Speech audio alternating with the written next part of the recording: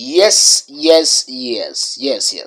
Mungondere mbaye ikaze mu isomo ry'uyu munsi. Mu isomo ry'uyu munsi ngiye kukwigisha uburyo can, could na may bikoreshwa neza mu Cyongereza, yaba uri kugira icyo usaba cyangwa se uri gusaba uruhushya, uri kubaza uruhushya.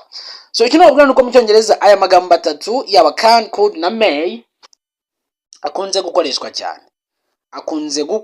cyane rwose, ariko ajya gusobanura ibintu bisa. Aya magambo amwe ashobora gukoreshwa muri polite request, mu buryo bwo kubaha umuntu mu gihe uri kumusaba. Ikindi ashobora no gukoreshwa mu gihe uri gusaba uruhushya. Katurebe noneho uko ashobora gukoreshwa. Muri rusange ashobora gukoreshwa uri kuvuga ushobora, uri kubwira umuntu ushobora, kumubwira niba ashobora gukora ikintu, wama, ese nemerewe, uri kubaza niba wemerewe kuba wakora ikintu, cyangwa uri kubaza niba bakwemerera. Hano rero dufite can you. Can you ugiye gushyira ikindi kintu ushaka ko bagufasha. Ahangaha iyi iri normal.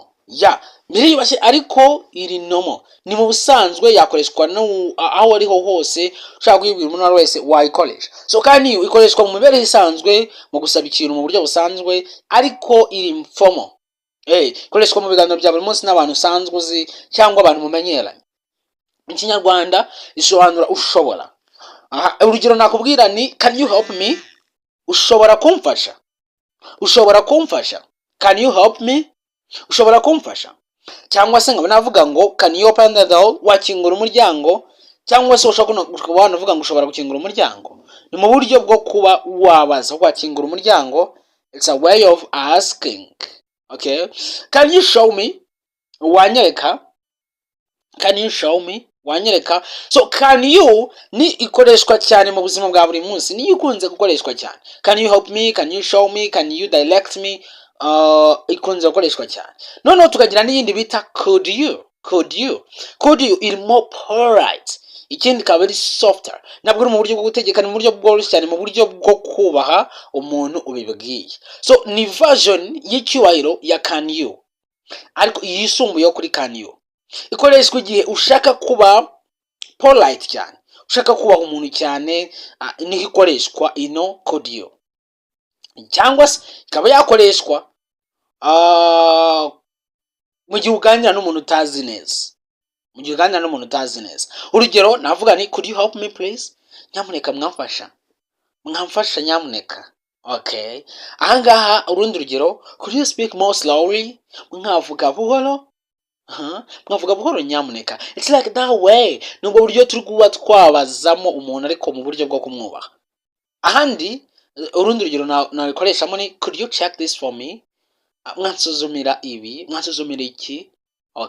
Could you ni byiza kuyikoresha mu kazi, yaba ku bantu bakuru cyangwa umuntu ukeneye kubaha. Utazi neza umuntu ukeneye kubaha.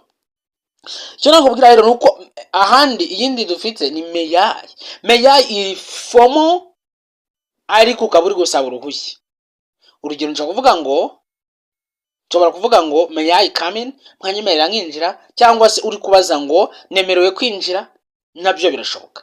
Ahangaha rero iyi ngiyi ishobora gukoreshwa nko mu mashuri, ishobora gukoreshwa nko mu biro uri gusaba uburenganzira, mu nama uri gusaba ijambo, n'ikindi gihe nk'icyo mwanyemerera, mwankundira. That's when we use may I. Hano we have another example. May I use your phone? Mwanyemerera ngakoresha telefone yanyu? Nemerewe gukoresha telefone yanyu? May I use your phone? Nibwo buryo bwiza bwo gusaba permission no kuba yakoresha telefone, wakoresha telefone y'uwo muntu. Urundi rugero dufite may I ask a question? Nabaza ikibazo, cyangwa mwanyemerera ngabaza ikibazo,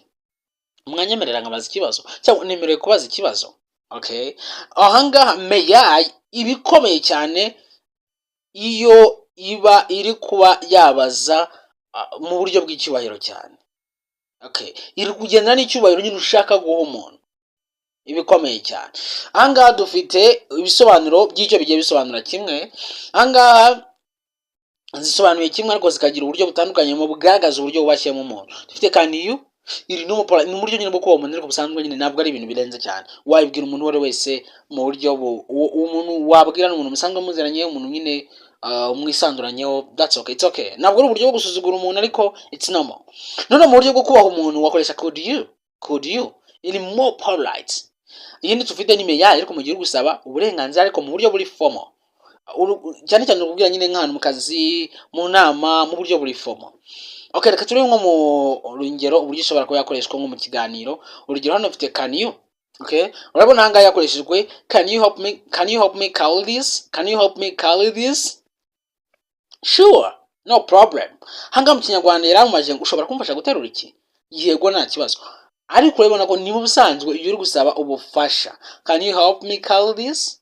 Okay, ahandi dufite ni b could you is more polite. As an example, it's could you explain that again, please? Could you explain that again, please? Of course. Mu Kinyarwanda mwansubiriramo ibi nyamuneka. Yego rwose. Angano kubaza mu bicyubahiro mwansubiramo ibi yego rwose. Okay, could you please explain that again? Mwasobanura ibyo nanone cyangwa could you repeat again? Nurwo rugero rushobora kuba rwakoreshwa urwazene umuntu ngo mwasubiramo nanone mu buryo bwo kubaha. Okay, then dufite iyindi ikoreshwa nka permission. May I enter? Mwanyemerera nkinjira? Nemerewe kwinjira? Yes, come in. Yego injira. Yego mwinjira.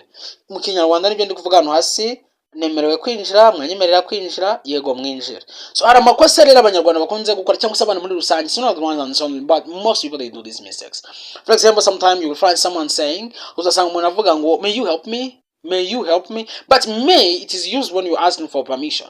May ntabwo ikoreshwa usaba undi ngagufashe. When you want somebody to help you will use can you help me, wamfasha.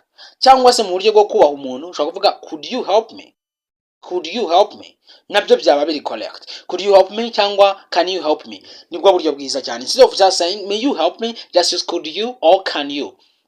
Okay, ahandi ni aho umuntu ashobora kuba yavuga ngo could I go to the toilet. For example, here you're asking a permission to go to the toilet. So if you're asking a permission, you don't have to use could or can. Can is used when it's informal way, when you're talking to someone. But when you are talking in informal way, for example at the school, and you use may I go to the toilet. But in informal way, that's when you can use can I go to the toilet. Can I go to the toilet? May I go to the toilet? That's the way you can use them there. Okay, here we have practice question. We have here practice questions where you have to choose which one we will be putting there. Let's see. You open the window. We have a friend. So what do you think we put here? What do you think? Is it can, could, or may? May I? Could you? Okay, here we put here. Can you open the window? Can you open the window? That's it. But it's informal, and we're talking to our friend. We are talking to our friend. Another question is. Another practice question is, I ask a question. Here is a formal meeting. So in a formal meeting, I've seen that we use may I ask a question? That's a right answer. Here, polite. In a polite way, you please speak slowly. What do you think? You are not asking permission, and this is in a polite way. We'll use there, could you please speak slowly? Could you please speak slowly? I hope you got it. And another practice sentence is use your charger. You're asking a permission. So what should we use there? We will use may I use your charger? May I use your charger? It's like asking a permission. Okay, you help me with this file. So here we are at work. So at work we use more polite. We use more polite word, which is could. Could you help me with this file? That's it. So I want you now to do this exercise. The exercise that I want you to do is just make your own sentences. Use can you and use could you and also may I. Make silly sentences applying those silly words. And for you to remember this very well and easier, just can know that is used more often in everyday life. Could, it is used when you want to show more politeness to someone, politeness, and may is used when you are trying to ask a permission to do something, and if you are allowed to do something. May ikoreshwa iyo uri gusaba uburenganzira bwo gukora ikintu, mu gihe could ikoreshwa mu gihe uri kuba washa kuba wasaba nyine mu buryo bwo kubaha umuntu uri gusaba ariko mu buryo bwo kubaha, kandi ikaba yakoreshwa mu buzima bwa buri munsi. Then here I want you to, nashaka ko hano wajya wibaza buri munsi mu gihe ugiye gukoresha these three words, which way I want to talk about this. Is it in a more polite way cyangwa se ni mu buryo busanzwe? Nuko ari byo bizagufasha kugira ngo umenye ni iyihe ndibuze gukoresha, ni iyihe naribuze gukoresha. So ndizera ko ibi rero bibafashije ko wamenya how to apply these both three sentences. Is it sentences? No. They are words. Okay, those both words, and I hope you will be applying them really correctly next time that you are going to be using them. Thank you so much. And I hope did you liked it. If you did, please like this video. Niba warikunze liking no video isangize inshuti zawe, abandi bantu uziko bakeneye ko wakagura mu Cyongereza, akeneye utakora subscribe, kora subscribe. Niba utaraba natwe muri group ya WhatsApp, no mwanya kugira ngo ube watwandikira kuri WhatsApp tubashe kugufasha kugira ngo umenye ururimi rw'Icyongereza kandi vuba. Ni kuri 0788100198 cyangwa se waba hanze y'igihugu no guteranya 25 0778100198. Kutwandikira WhatsApp ubundi tukagufasha nawe mu gihe gitonya ukaba ushobora kuba wavuga Icyongereza neza cyane udategwa rwose nta kibazo. So ndabakunda cyane, yari teacher wanyu Isaac, dusubire ubutaha muri ni somo. Bye bye.